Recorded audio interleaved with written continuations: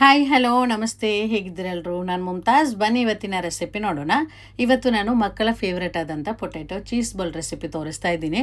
ತುಂಬ ಚೆನ್ನಾಗಿರುತ್ತೆ ಮತ್ತು ಸುಲಭವಾಗಿ ಮಾಡುವಂಥ ಒಂದು ತಿಂಡಿ. ನೀವೆಲ್ಲರೂ ಮಾಡಿ ನೋಡಿ, ಖಂಡಿತವಾಗಿ ನಿಮಗೆಲ್ರಿಗೂ ಇಷ್ಟ ಆಗ್ಬೋದು. ತುಂಬಾ ಸುಲಭ ಇದು.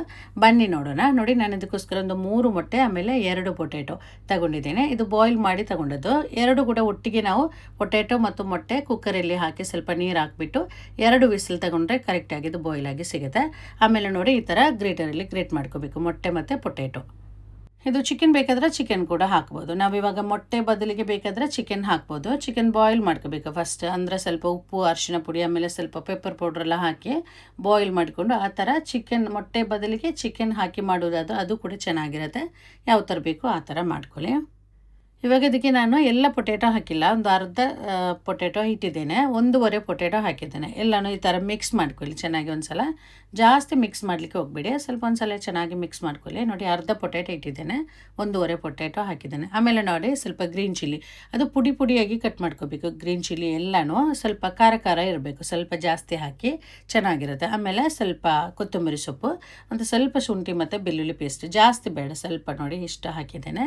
ಅದರ ಜೊತೆಗೆ ಸ್ವಲ್ಪ ಜೀರಿಗೆ ಪುಡಿ, ಇದು ಮತ್ತು ಸ್ವಲ್ಪ ಇದು ಗರಂ ಮಸಾಲ, ಆಮೇಲೆ ಸ್ವಲ್ಪ ಚಾಟ್ ಮಸಾಲ. ಇದೆಲ್ಲ ನಮಗೆ ನಾವು ಸ್ನ್ಯಾಕ್ಸ್ ಎಲ್ಲ ಎಷ್ಟು ಮಾಡ್ತೀವೋ ಅದಕ್ಕೆ ಬೇಕಾದಷ್ಟು ನೀವು ನೋಡಿಕೊಂಡು ರುಚಿ ನೋಡಿಕೊಂಡು ಹಾಕಿದ್ರೆ ಆಯಿತು, ಜಾಸ್ತಿ ಬೇಡ. ಆಮೇಲೆ ನೋಡಿ, ಒಂದು 2 ಟೇಬಲ್ ಸ್ಪೂನಷ್ಟು ಕಾರ್ನ್ಫ್ಲೋರ್ ಹಾಕ್ತಾಯಿದ್ದೀನಿ. ಕಾರ್ನ್ಫ್ಲೋರ್ ಹಾಕ್ಬೋದು, ಅದರ ಬದಲಿಗೆ ಬ್ರೆಡ್ ಕ್ರಮ್ಸ್ ಇದ್ದರೆ ಅದನ್ನು ಕೂಡ ಹಾಕ್ಬೋದು, ಯಾವುದು ಕೂಡ ಹಾಕ್ಬೋದು.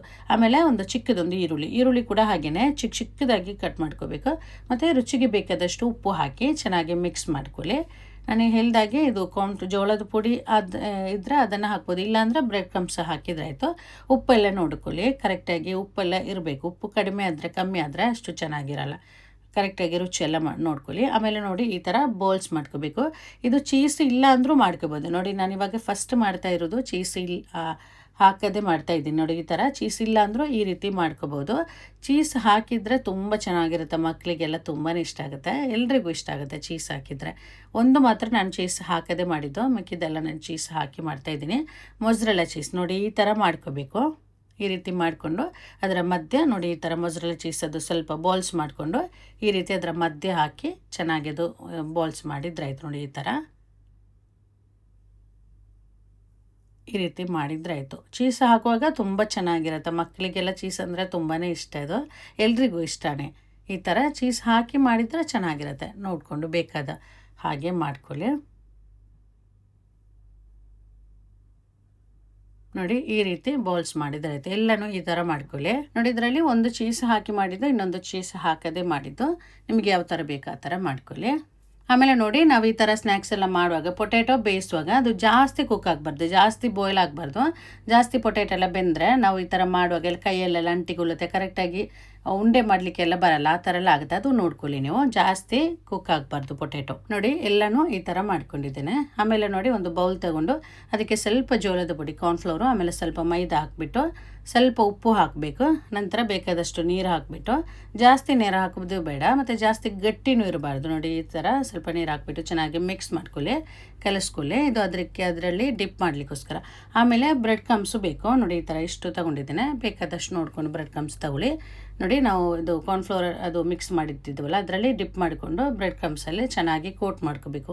ಇದು ಡಬಲ್ ಕೋಟ್ ಮಾಡ್ಕೋಬೇಕು, ಇಲ್ಲಾಂದರೆ ನಾವು ಇದು ಎಣ್ಣೆಯಲ್ಲಿ ಹಾಕಿ ಫ್ರೈ ಮಾಡುವಾಗ ಚೀಸ್ ಹಾಕಿ ಮಾಡೋದ್ರಿಂದ ಅದು ಹೊರಗಡೆ ಪೊಟ್ಯಾಟೊ ಎಲ್ಲ ಹೊರಗಡೆ ಬರಲಿಕ್ಕೆಲ್ಲ ಚಾನ್ಸ್ ಇರುತ್ತೆ. ಅದಕ್ಕೋಸ್ಕರ ನೋಡಿ, 2 ಸಲ ಈ ಥರ ಮಾಡ್ಕೋಬೇಕು. ಚೆನ್ನಾಗಿ ಕವರ್ ಮಾಡ್ಕೊಳ್ಳಿ ಬ್ರೆಡ್ ಕ್ರಮ್ಸಲ್ಲಿ.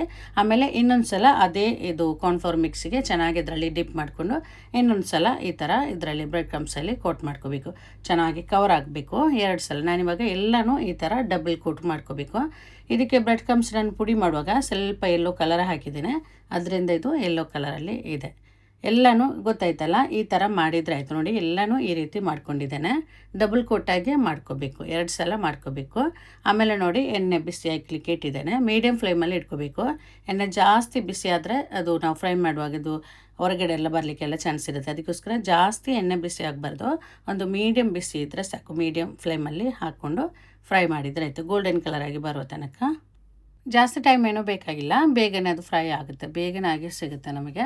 ಮತ್ತು ನಾನು ಹೇಳಿದಾಗೆ ಫ್ಲೇಮ್ ಜಾಸ್ತಿ ಆದರೆ ನಾವು ಮಸಾಲೆ ಎಲ್ಲ ಹೊರಗಡೆ ಎಲ್ಲ ಬರಲಿಕ್ಕೆಲ್ಲ ಚಾನ್ಸ್ ಇರುತ್ತೆ. ಅದಕ್ಕೋಸ್ಕರ ಫ್ಲೇಮ್ ನೋಡ್ಕೊಳ್ಳಿ, ಚೆನ್ನಾಗಿ ಫ್ರೈ ಮಾಡಿದ್ರಾಯಿತು.